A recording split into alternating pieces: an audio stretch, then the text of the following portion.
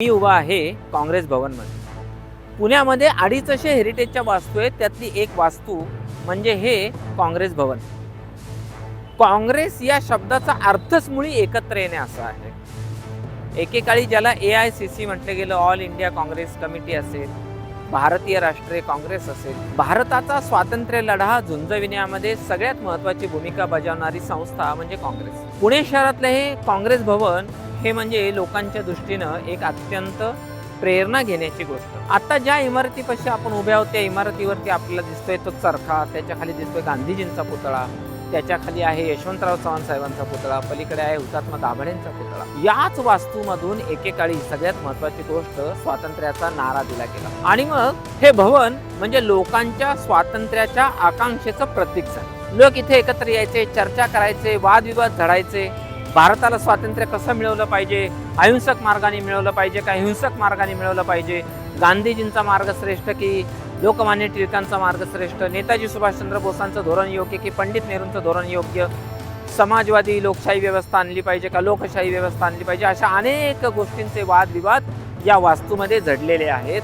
त्यामुळे पुणेकरांचं एक वैशिष्ट्य म्हणजे त्यांचं झटकन कुठल्याही गोष्टीवरती एकमत होत नाही. त्यामुळे स्वातंत्र्य चळवळीमध्ये या गोष्टींवरती एकमत होणं हेही अवघड होतं. याच काँग्रेस भवनच्या दारामध्ये जो गोळीबार झाला त्याच्यामध्ये 42च्या चळवळीमध्ये हुतात्मा नारायण दाभाडे यांनी या देशासाठी हौतात्म्य पत्करलं. 42चा लढा हा सगळ्यात महत्त्वाचा होता. गांधीजींनी आदेश दिलेला होता, डू ऑर डाय, करा किंवा मरूया. आता गांधीजींनी 8 ऑगस्टच्या वेळेला मुंबईमध्ये अखिल भारतीय काँग्रेस समितीचं अधिवेशन झालं. त्या अधिवेशनामध्ये आपल्या अनुयायांना आदेश दिला आणि सगळ्यांना याची कल्पना होती की हे सगळे काँग्रेसचे नेते अटकेमध्ये गेल्यानंतर ज्यांनी त्यांनी आपल्याला सुचेल त्या मार्गानं स्वातंत्र्य लढा पुढे न्यायचा आहे.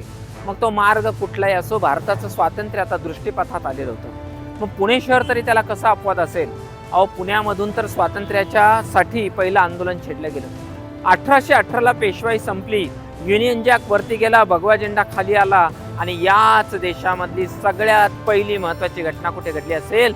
आद्य क्रांतिकारक उमाजी नाईक यांनी इंग्रजांविरुद्धचा लढा छेडला आणि भांबुर्डा, आत्ता ज्या भागामध्ये उभा होतो शिवाजीनगरचा भाग, ज्याला पूर्वी भांबुर्डा म्हणायचे, तो हा भाग. इथूनच उमाजी नाईकांनी स्वातंत्र्य लढा छेडला.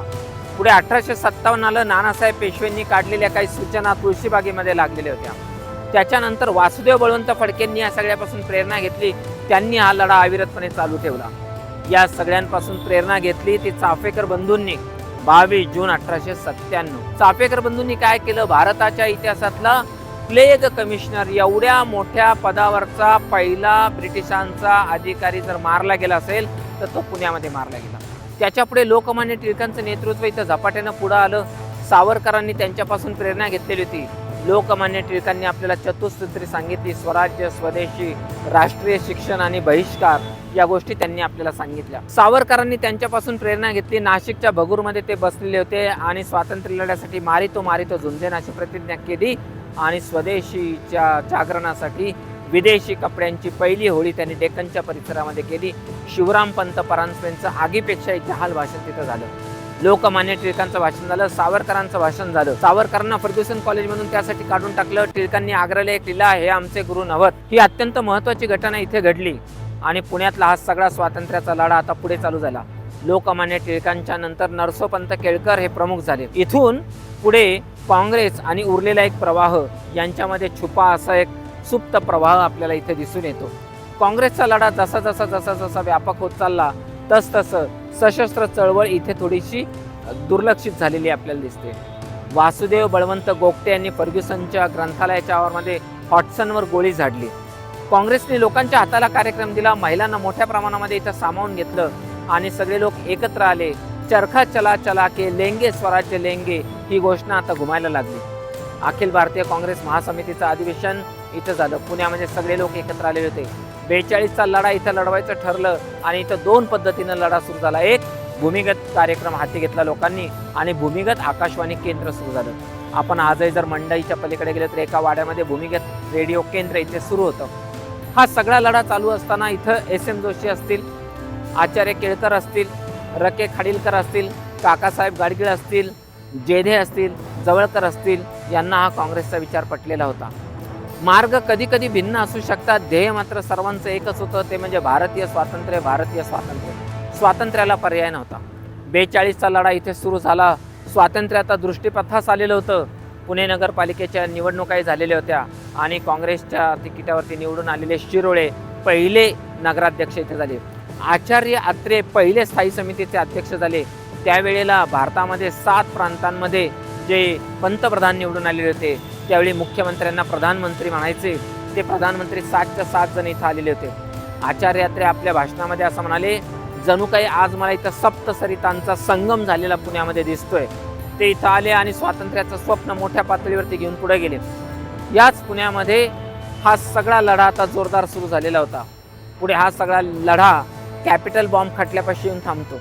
खडकीच्या इथे बॉम्बची निर्मिती व्हायची. क्रांतिकारकांनी तिथून बॉम्ब तयार करण्याचं साहित्य घेतलं आणि आजही आपण जर दगडूशेठ गणपतीच्या अलीकडे गेलो, भारतातली पहिली शाळा जिथे सुरू झाली ते महात्मा फुले सावित्रीबाई फुलेंनी भिडेवाड्याच्या तिथे जी शाळा सुरू केली त्याच्याबरोबर समोरच्या बाजूला हुतात्मा भास्कर कर्णिकांचं स्मारक उभारलेलं आहे. त्यांनी देशासाठी हौतात्म्य पत्करलं. कॅपिटल बॉम्ब स्फोटाचा खटला असेल, वेस्टर्नमधला खटला असेल, त्याला यशस्वीपणे तोंड दिलं. कर्णिकांनी हौतात्म्य पत्करलं, दाभाडेंनी हौतात्म्य पत्करलं आणि या सगळ्या पार्श्वभूमीवरती स्वातंत्र्य लढा आता अंतिम टप्प्यामध्ये आलेला होता. याच पुण्यामधून हळूहळू देशभरामध्ये अनेक गोष्टी जात होत्या. डॉक्टर बाबासाहेब आंबेडकरांनी या पुणे शहराला भेट दिलेली आहे. महात्मा गांधी इथे येऊन गेले आणि ह्या सगळ्या कालखंडातून तो काळ जवळ आला. 15 ऑगस्ट 1947ला भारताला स्वातंत्र्य मिळालं. त्या स्वातंत्र्य दिनाच्या दिवशी संपूर्ण शहर जणू काही आता रोषणाईनं उजळून निघालेलं होतं. शनिवारवाड्यावरचा युनियन जॅक ख्यातनाम क्रांतिकारक क्रांतिसेन नाना पाटील यांनी खाली खेचला. आपला तिरंगा हा वरती डौलानं फडकत राहिला आणि अशा रीतीनं 15 ऑगस्ट 1947ला जे स्वप्न लाखो भारतीयांनी पाहिलेलं होतं, हा देश स्वतंत्र झाला पाहिजे, तो देश स्वतंत्र झाला. त्या स्वातंत्र्याची फळं आपण आता चाखतो आहोत. मी एवढ्या आनंदात काँग्रेस भवनाच्या समोर उभा राहून बोलू शकतो, त्याचं कारण आपलं स्वातंत्र्य आहे. ही लोकशाहीची देणगी भारताला जर दिली असेल, डॉक्टर बाबासाहेब आंबेडकरांनी संविधानाच्या माध्यमातून हे सगळं स्वप्न आपल्यापर्यंत पोहोचवलं, म्हणून आज आपण इथे उभे आहोत. हा 15 ऑगस्ट 1947चा दिन गोड व्हावा म्हणून तर लाखो लोकांनी या देशासाठी आपले प्राण अर्पण केले.